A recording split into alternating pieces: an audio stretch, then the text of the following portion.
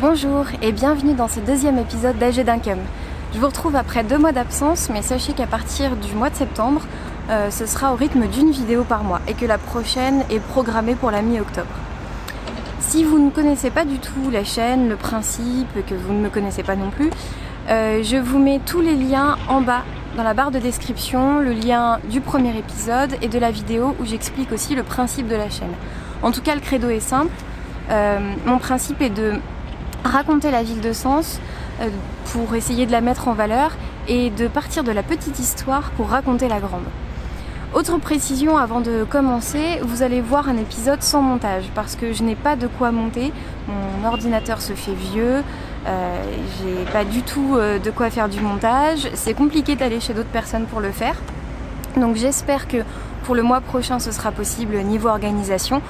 En tout cas pour cette fois, je ne peux pas vous proposer un épisode avec du montage. Voilà.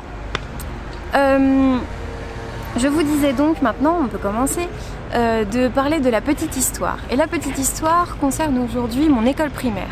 Parce que oui, de environ 7 à 11 ans, Lucien Cornet n'est autre que mon école primaire. Et puis après, en levant le nez, j'ai découvert que c'était aussi le nom d'une avenue qui mène à la gare et aussi le nom d'un pont qui est juste derrière moi, qui est le pont Lucien Cornet. Et je vais donc vous raconter qui est Lucien Cornet. Qui était-il ? C'était un homme politique. Il est né le 1er mars 1865 à Paris. Il était inscrit au groupe radical socialiste et chevalier du mérite agricole. Il a été dans l'ordre député de Lyon, maire de Sens et sénateur de Lyon. Il venait d'une famille d'artisans républicains et démocrates et il crée une droguerie et un commerce d'engrais à Sens. Et c'est comme ça qu'il a atterri ici. Alors la vie politique de Lucien Cornet était très riche. J'ai donc choisi 8 dates et faits marquants concernant Lucien Cornet. Et vous voyez une jolie péniche passer juste derrière moi. J'espère que ça fait pas trop de bruit. En tout cas, c'est assez joli à l'image, je trouve. Alors, numéro 1. En 1889, il préside le syndicat agricole de Lyon, ce qui est plutôt logique vu son premier métier. En numéro 2, en 1897 et 1898, il a proposé des projets de modification du règlement de la Chambre des députés en instaurant un pointage de leur présence aux séances. En numéro 3, en 1901, il fait construire l'hôtel de ville inauguré en 1904. Et vous allez d'ailleurs voir que le bâtiment aurait pu ne pas du tout avoir le visage qu'on lui connaît aujourd'hui. Mais ça, vous le verrez dans un prochain épisode que je consacrerai entièrement à l'hôtel de ville. En numéro 4, en 1902, il fait aussi construire la caisse d'épargne. Et on reconnaît d'ailleurs le même style architectural des deux bâtiments, hôtel de ville et caisse d'épargne. Et je vais d'ailleurs vous montrer des photos de l'inauguration que j'ai trouvées dans un livre consacré à Sens.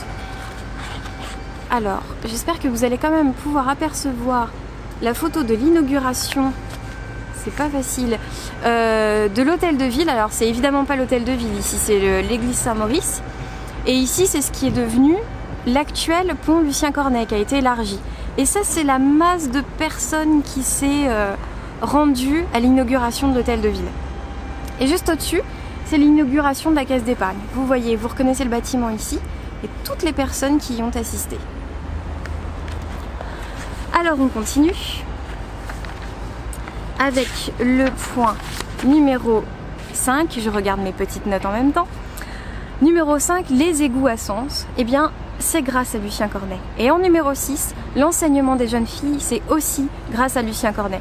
Il a fait construire des écoles pour l'enseignement des jeunes filles et le collège de jeunes filles qui se trouve rue de la Grande Juiverie, qui est une rue perpendiculaire à la Grande Rue. En numéro 7, il a organisé le musée et préservé les immeubles ecclésiastiques de l'abandon, comme l'archevêché ou séminaire. Et en numéro 8, c'est un peu plus anecdotique, il était espérantiste, donc adepte de l'espéranto. L'espéranto, c'est une langue qui a été construite à partir de plusieurs langues européennes pour faciliter les échanges entre les peuples, notamment au niveau économique. Et en petit bonus, numéro 8 bis, Lucien Cornet a été élu maire de Sens en 1893, à 28 ans. Sachant qu'il est mort en 1922 d'un accident à Paris, à 57 ans, il a passé déjà un mandat de 29 ans en tant que maire de Sens, soit la moitié de sa vie en tant que maire de Sens. On comprend mieux avec toutes ces choses qu'il a faites pourquoi il y a tant de monuments, une école et un pont, une avenue qui portent son nom. Il a vraiment apparemment beaucoup apporté à la ville. Il a aussi laissé de nombreux ouvrages et si vous voulez en savoir plus, je mets tous les liens en barre de description juste en dessous. Je vous quitte avec une photo de Lucien Cornet qui est représenté plutôt par un buste qui se trouve au cimetière de Sens, si vous voulez aller lui rendre un petit hommage. Voilà, j'espère que cet épisode d'AG d'Inkem vous a plu. En tout cas, moi maintenant, je vous retrouve à la mi-octobre pour un prochain épisode.